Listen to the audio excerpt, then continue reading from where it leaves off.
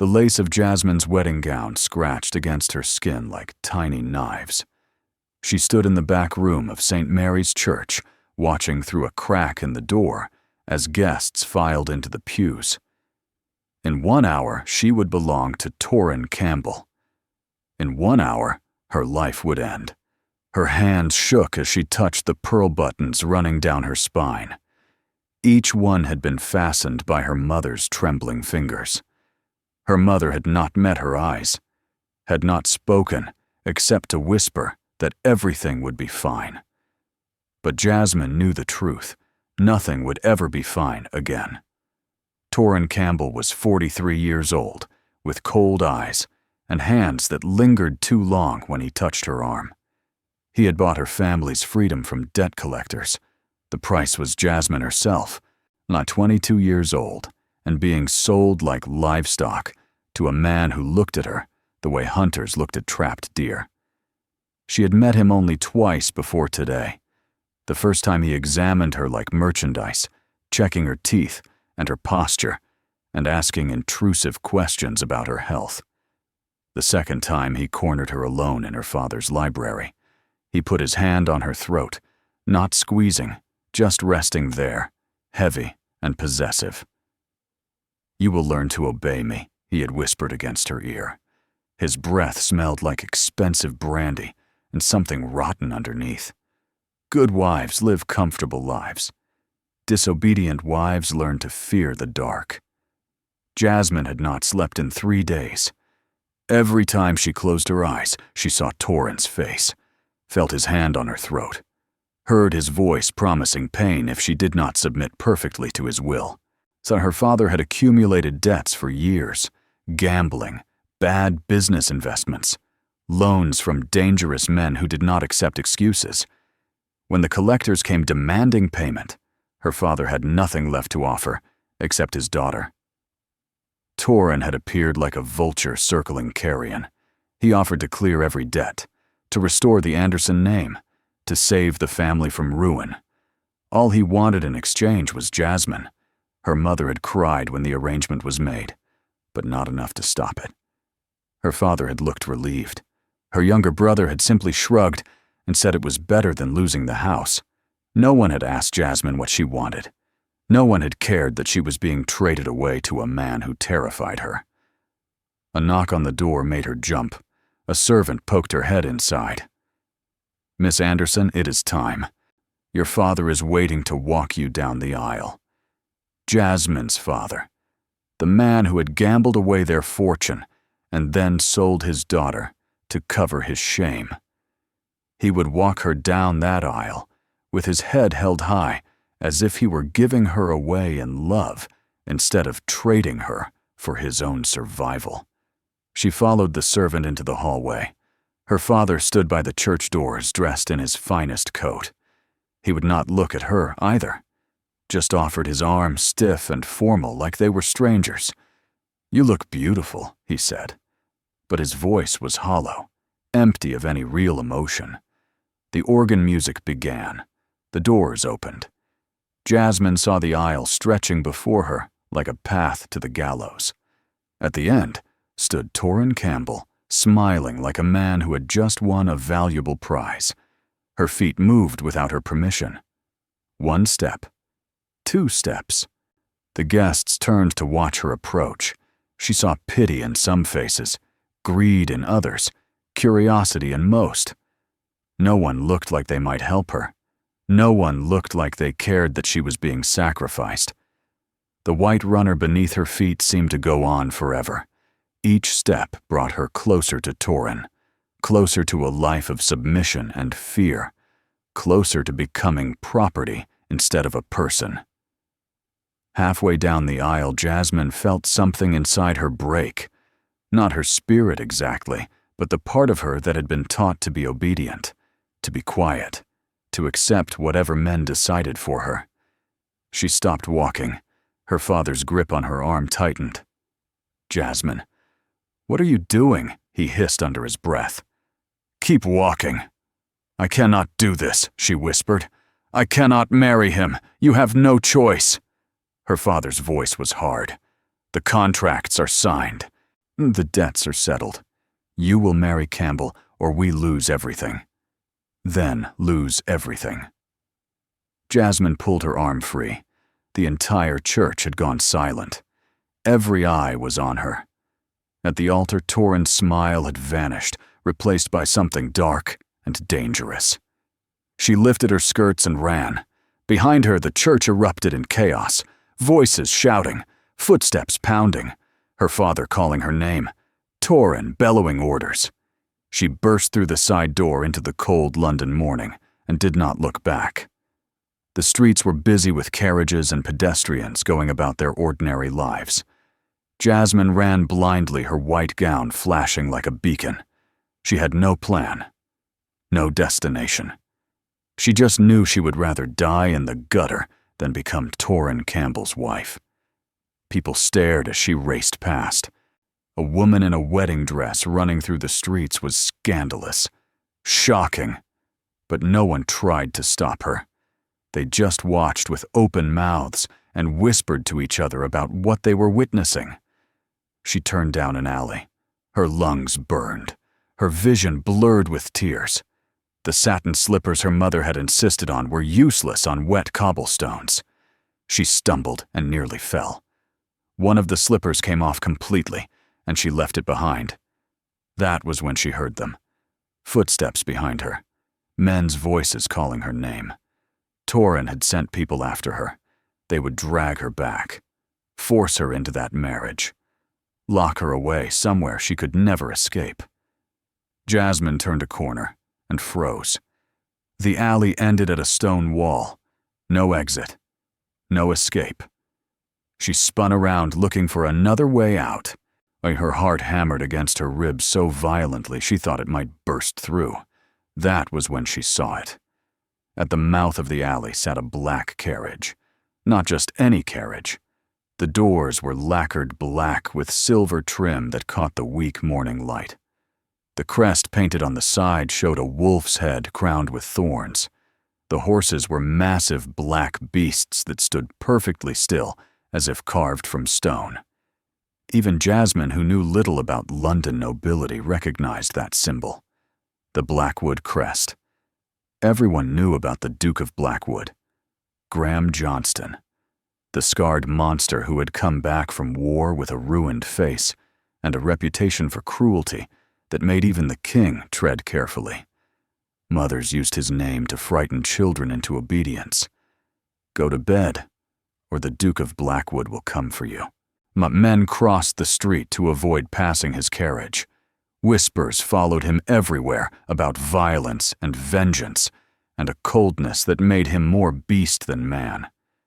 The story said he had killed men with his bare hands during the war, that he had returned to London with scars on his face and ice in his veins, that he showed no mercy to anyone who crossed him, that he lived alone in his massive estate because no woman could bear to look at his ruined face. The carriage door stood slightly open, like an invitation or a trap. Behind Jasmine, the footsteps grew louder. She heard Torin's voice shouting orders. "Find her. Do not let her escape. Bring her back to me now." They were almost upon her. In seconds, they would round the corner and see her trapped against this wall. They would grab her, drag her back, and this time, Torin would make sure she never had another chance to run. She made her choice. Jasmine ran to the carriage and threw herself inside. She yanked the door shut behind her and collapsed onto the floor between the seats. Her heart hammered so violently she thought her ribs might crack. She pressed herself into the smallest space possible, trying to become invisible. Her wedding gown bunched around her like crumpled paper. The interior smelled of expensive tobacco and rain-soaked leather. Rich, masculine, dangerous. She squeezed her eyes shut and tried to control her breathing.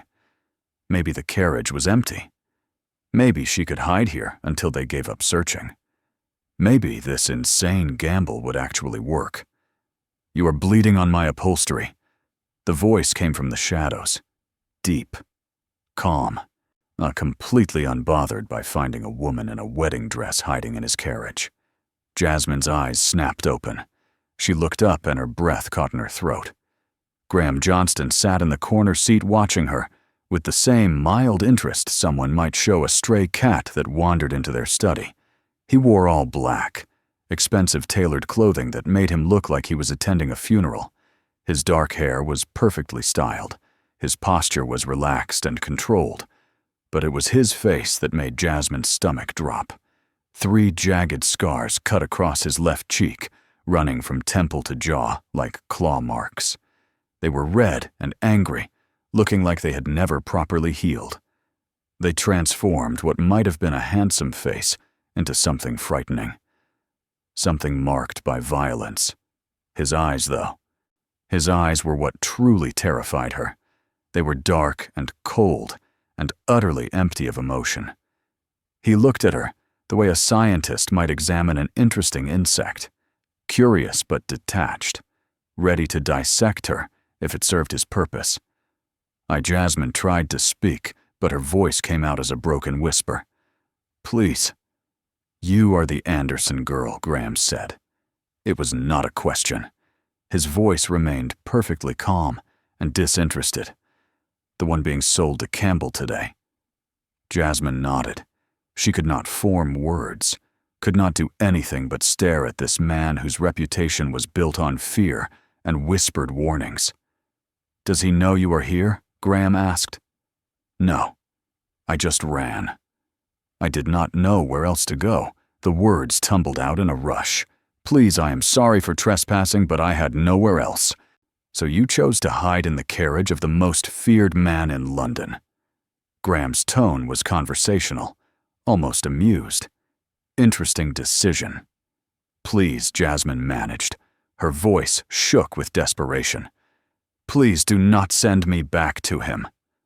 "Why would I do that?" Graham leaned forward slightly. The movement was casual, but it made Jasmine flinch. "Campbell's business is not my concern." "Then let me go. Just let me leave, and you will never see me again. I promise, I will disappear." "You misunderstand." Graham's voice remained perfectly calm. "I am not keeping you because of Campbell. I am keeping you because you are currently trespassing in my carriage, and I do not make decisions under pressure." Outside, voices erupted. Men shouting, footsteps pounding on cobblestones growing closer with every second. Through the tinted window, Jasmine saw shadows moving. "Searching, hunting, check every carriage." That was Torin's voice, sharp with fury and something darker. She could not have gone far in that dress. Search everywhere. Jasmine's blood turned to ice. Her entire body began to shake uncontrollably. She looked up at Graham, her eyes pleading for mercy she had no right to expect. But the Duke's expression had not changed. He simply watched her with that same clinical detachment, as if waiting to see what she would do next. As if her terror was mildly interesting but not particularly important. The footsteps grew closer. Closer. A shadow fell across the window. Jasmine stopped breathing. The door handle rattled. In one smooth motion, Graham reached down and pulled Jasmine up from the floor.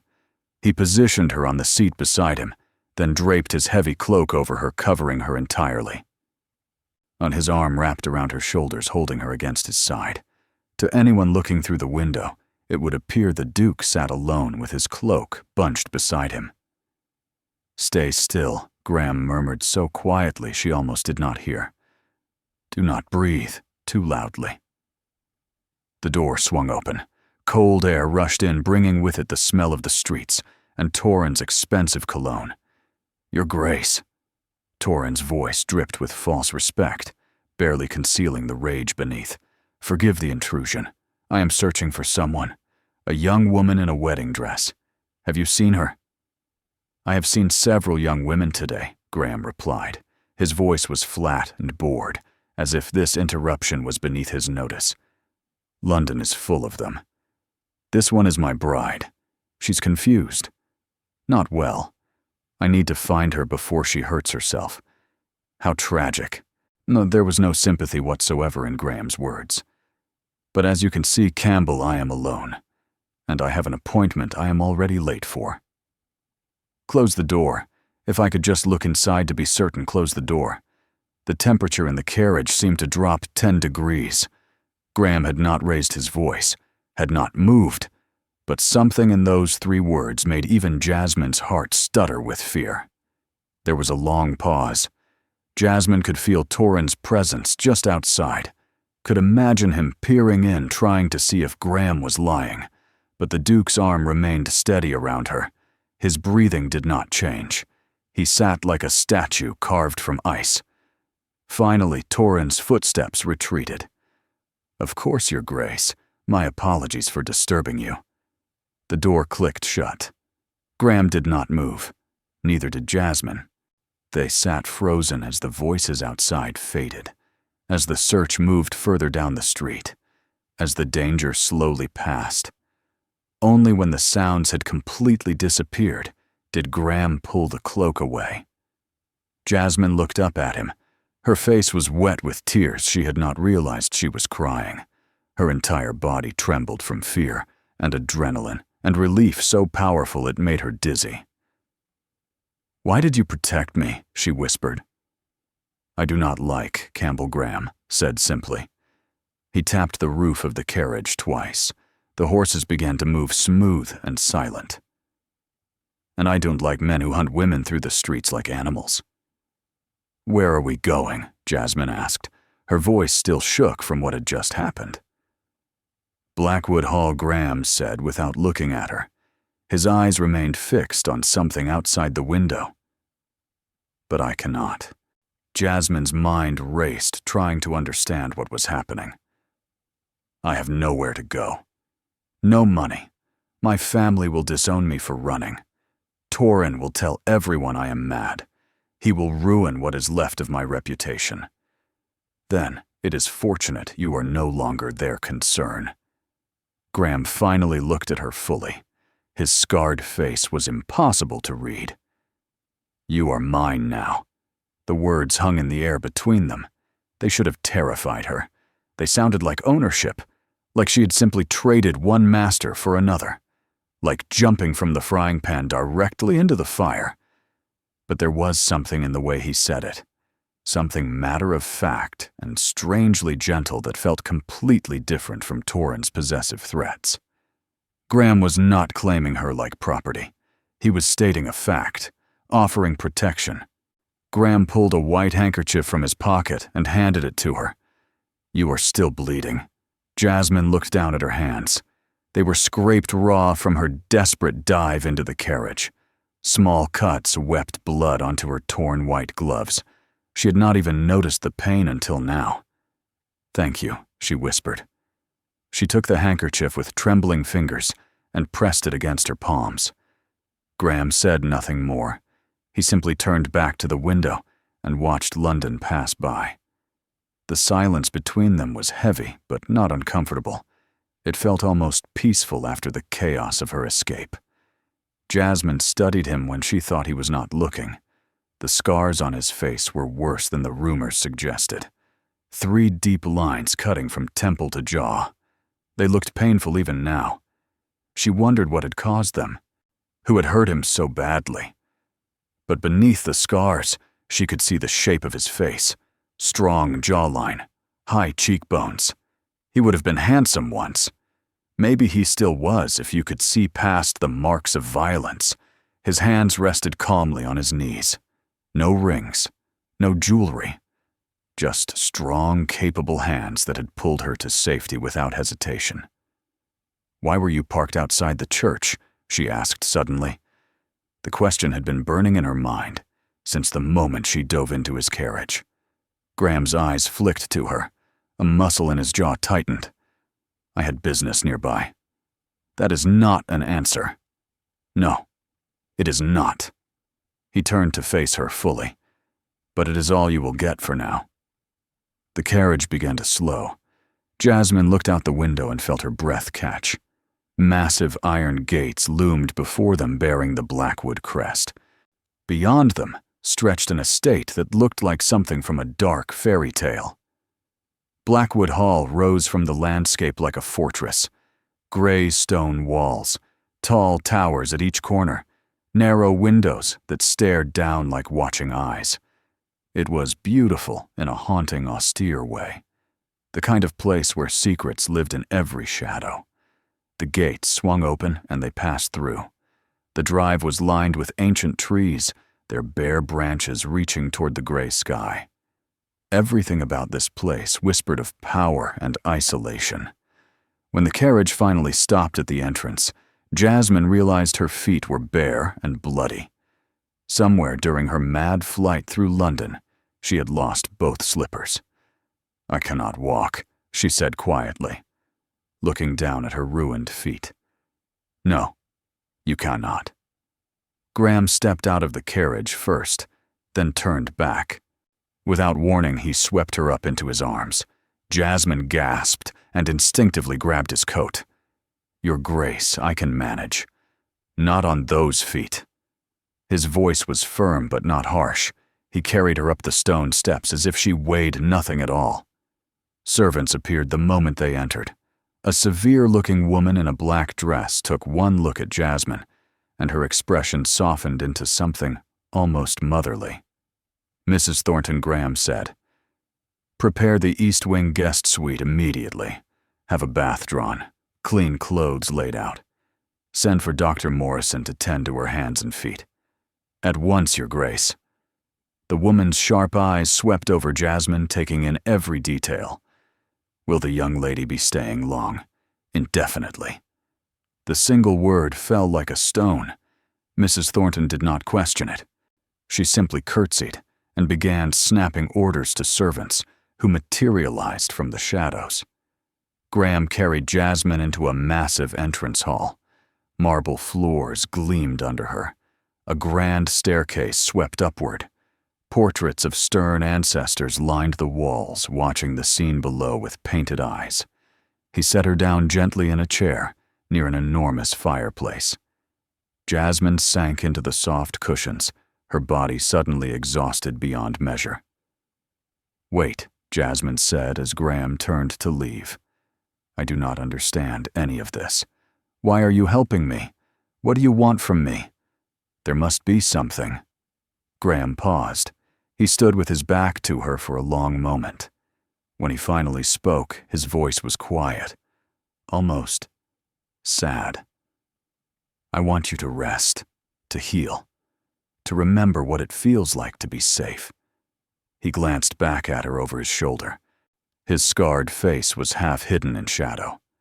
"We will discuss everything else tomorrow. For now, you need to recover from your escape." But Torin Jasmine started. "Torren Campbell is no longer your concern." Something dark and dangerous flickered in Graham's eyes. "He is mine, and I have been waiting a very long time to settle accounts with him." Before Jasmine could ask what that meant, Graham was gone. His footsteps echoed down the long corridor, leaving her alone in this strange, beautiful house. Mrs. Thornton returned with 3 young maids. They helped Jasmine stand and led her through a maze of hallways. Everything was grand and intimidating. High ceilings, rich carpets, paintings and sculptures that probably cost more than her family's entire estate. The East Wing suite took her breath away. Walls covered in emerald silk. A massive canopy bed draped in velvet. Windows overlooking dark gardens that stretched toward distant woods. A fire already crackling in the marble fireplace. The maids worked quickly and efficiently. They helped her out of the ruined wedding dress and into a copper tub filled with steaming water that smelled of lavender. They washed her hair with gentle hands, cleaned her cuts, wrapped her feet in soft white bandages. When Dr. Morrison arrived, he was an older man with kind eyes. He examined her thoroughly and declared that everything would heal perfectly with rest. "You were very lucky, young lady," he said, as he finished bandaging her hands.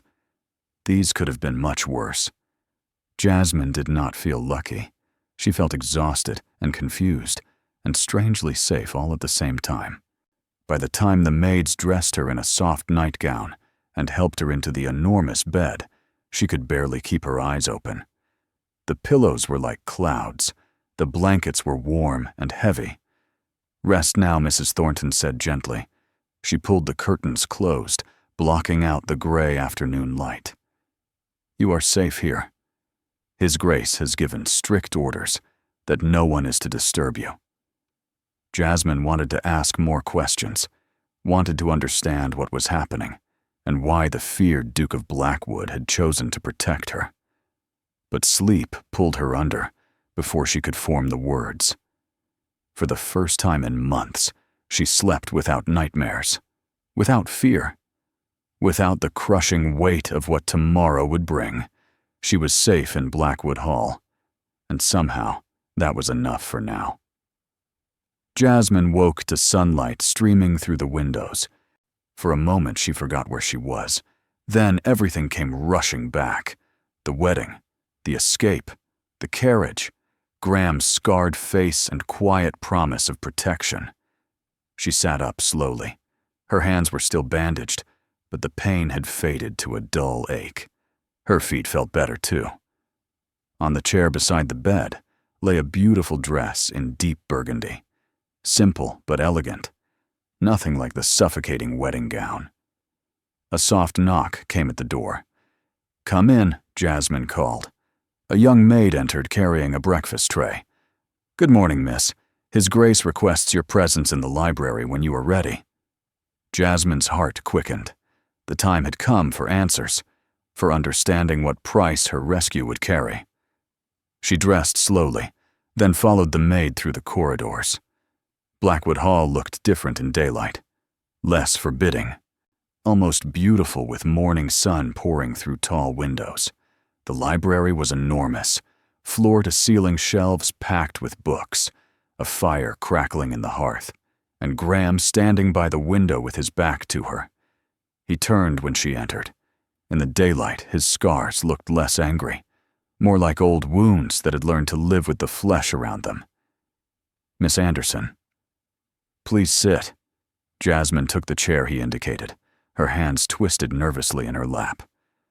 "I need to understand what happens now, Your Grace." Graham moved to sit across from her. His dark eyes studied her face.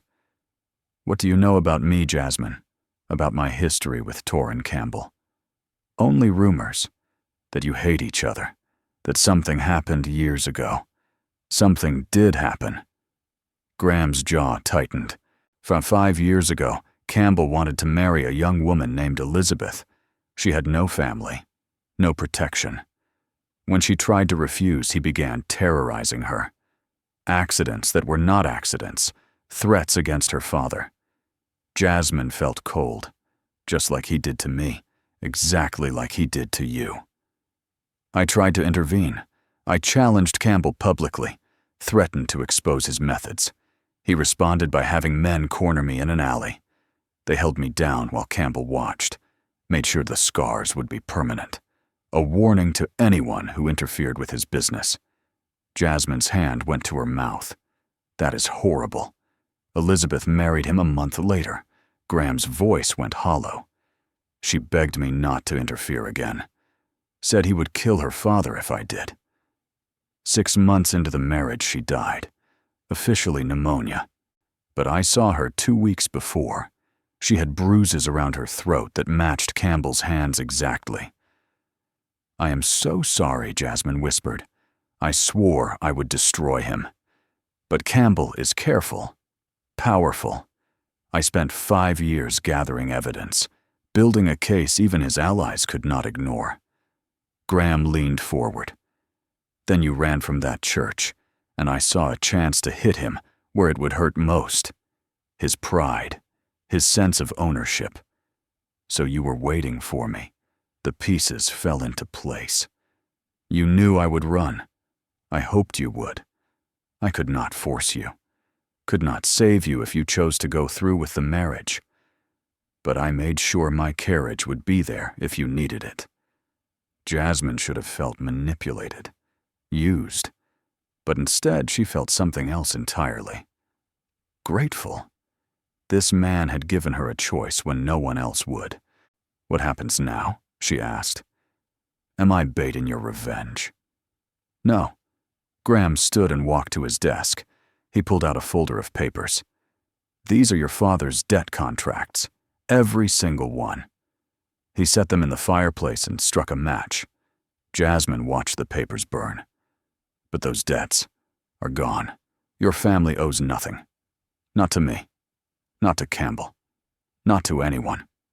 Graham turned to face her. You are free, Jasmine. Completely free. I will give you money. References. Help you start over anywhere you choose. And if I want to stay, Jasmine heard herself say. Graham's expression shifted. Something vulnerable flickered across his face. Then you stay as my equal. Not my property. Not my weapon. My partner in whatever comes next. Torin will come for me, Jasmine said. He will not let this go. Let him come. Graham's voice turned cold. Son, I have enough evidence to destroy him 10 times over. And every day you spend here safe and free is another day he loses. Another piece of his power crumbling. Jasmine stood and walked to where Graham stood by the fireplace. She looked up at his scarred face, at the man beneath the monster everyone feared.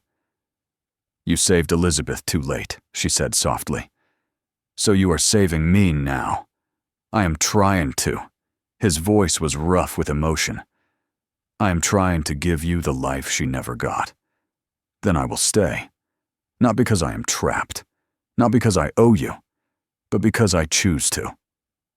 Jasmine reached for his hand. Because you gave me something no one else ever has. A choice.